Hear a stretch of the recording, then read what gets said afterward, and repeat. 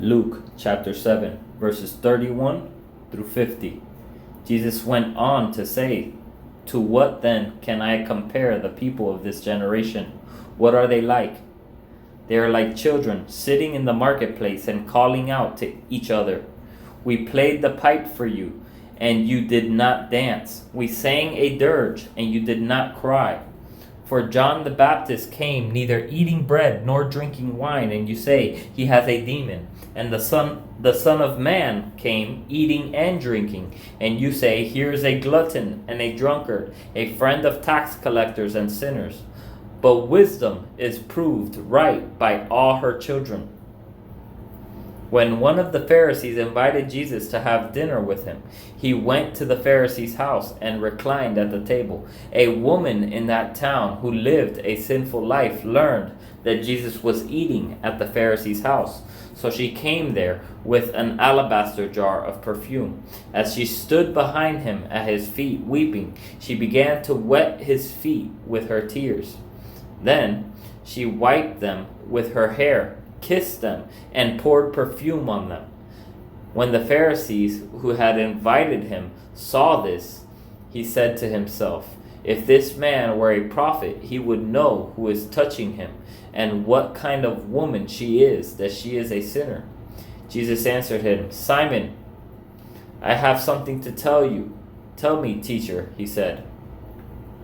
"Two people owed money to a certain moneylender. One owed him 500 denarii, and the other 50. Neither of them had the money to pay him back, so he forgave the debts of both. Now, which of them will love him more?"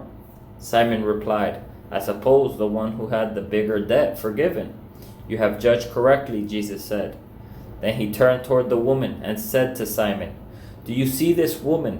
I came into your house. You did not give me any water for my feet, but she wet my feet with her tears and wiped them with her hair. You did not give me a kiss, but this woman from the time I entered has not stopped kissing my feet. You did not put oil on my head, but she has poured perfume on my feet. Therefore I tell you, her many sins have been forgiven, as her great love has shown. But whoever has been forgiven little loves little." Then Jesus said to her, "Your sins are forgiven."